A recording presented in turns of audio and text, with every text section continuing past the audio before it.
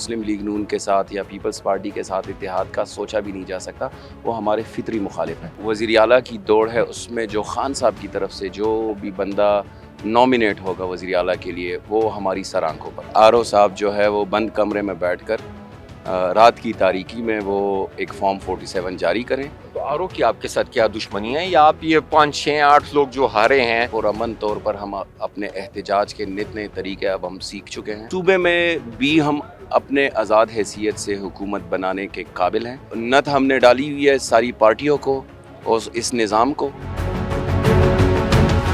تحریک انصاف کی جانب سے مختلف جگہوں پہ جہاں پہ ان کے امیدوار ہارے ہیں ان شہروں میں جو ہے مظاہرے کیے جا رہے ہیں، ریڈ دائر کی جا رہی ہے۔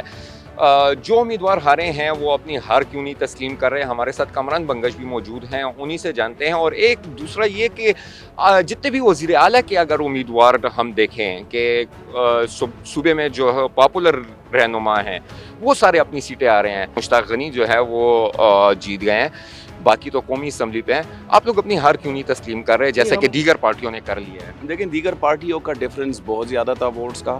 مثال کے طور پر میں آپ کو اپنے حلقے کی اگر بات بتاؤں تو میرے پاس جو فارم 45 اویلیبل ہے جو پولنگ اسٹیشن پر پریزائڈنگ آفیسرز دیتے ہیں، اس کے تحت میرے ووٹس بنتے ہیں 30,300، اور جو میرے بعد جو کینڈیڈیٹ ہیں ANP سے ان کے ووٹ بنتے ہیں 6,051۔ جو چھٹے نمبر پر امیدوار ہیں جن کے 3,000 ووٹ سم تھنگ بنتے ہیں اس کو ونر ڈکلیئر کر دیا گیا۔ چھٹے نمبر پر امیدوار کو ونر ڈکلیئر کرنا جو ہے وہ میرے خیال سے اس قانون کا مذاق اڑانے کے مترادف ہے۔ ہم کوئی بنانا ریپبلک نہیں ہے کہ آرو صاحب جو ہے وہ بند کمرے میں بیٹھ کر رات کی تاریکی میں وہ ایک فارم 47 جاری کریں۔ تو آرو کی آپ کے ساتھ کیا دشمنی ہے، یا آپ یہ 5 6 8 لوگ جو ہارے ہیں، مطلب زیادہ تر تو آپ لوگ صوبے میں جیت گئے ہیں، 113 سیٹوں پہ الیکشن ہوا ہے، آپ لوگ جو ہیں 88 سیٹیں جو ہے ابھی تک جیت چکے ہیں، 2-3 کے ابھی تک رزلٹ نہیں آئے۔ آرو صاحب سے بھی پوچھنا چاہیے، باقیوں سے بھی پوچھنا چاہیے کہ کیا دشمنی ہے میرے ساتھ کہ مجھے چترال، ٹانک، DI خان، بنو، ہری پور، مردان، کوہستان وہاں پہ مجھے کیسز میں گھسیٹا گیا، اور اس کے بعد جو ہے میرے صوبائی حلقے کے بیلٹ پیپر پر ریکٹ کا انتخابی نشان دیا گیا، اس سے پہلے چارپائی دی گئی، اس سے پہلے وائلن دی گئی، اس کے علاوہ ریکٹ کے انتخابی نشان پہ قومی اسمبلی میں بھی ایک امیدوار کو کھڑا کر دیا گیا، صوبائی اسمبلی میں ایک اور کامران کو کھڑا کر دیا گیا۔ ہمارے صوبائی اسمبلی کے بیلٹ پیپر پر ایک ہتھ گاڑی چھاپی گئی جو کہ میرے قومی اسمبلی کے امیدوار کی تھی۔ اس کے علاوہ ہمارے پولنگ ایجنٹس کو میکسیمم جگہوں پہ نہیں چھوڑا جا رہا تھا کہ جی آپ کے پاس اتھارٹی لیٹر ٹھیک نہیں ہے۔ اس کے باوجود، اس سب کے باوجود، کیونکہ ہم نے یہ ساری ٹیکنیکلٹیز پریمپٹ کی ہوئی تھی کہ ہم نے فارم 45 انشور کیا۔ باقی کینڈیڈیٹ سے بھی میں رابطے میں ہوں۔ یہ دشمنی کیا ہے؟ شاید میرا گناہ سب سے بڑا یہ ہے جو کہ میں کرتا رہوں گا کہ میں اپنے ضمیر کی بات کرتا ہوں، اپنے اصول کی بات کرتا ہوں، پختون ولی کی غیرت کی میں بات کرتا ہوں، عزت کی میں بات کرتا ہوں، اور خدمت کی میں بات کرتا ہوں، اور جو نظریہ ہے اس کے ساتھ میں ڈٹ کر کھڑا ہوں۔ ہوگا کیا مرکز میں آپ لوگ حکومت بنانے کے لیے کس کے ساتھ شمولیت اختیار کریں گے، یا آزاد حیثیت سے ہی جائیں گے؟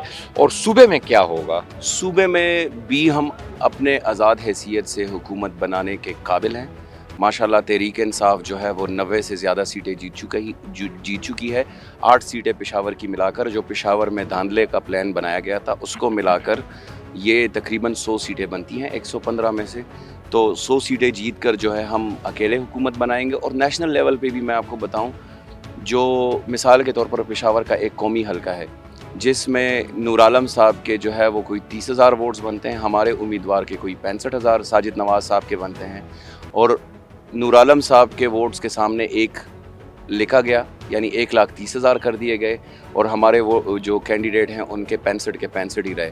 تو اس طرح کے ڈرامے کافی جگہوں پہ ہوئے ہیں۔ ان سب کے باوجود بھی میں بہت پر امید ہوں انشاءاللہ نیشنل لیول پر ہم حکومت بنا پائیں گے۔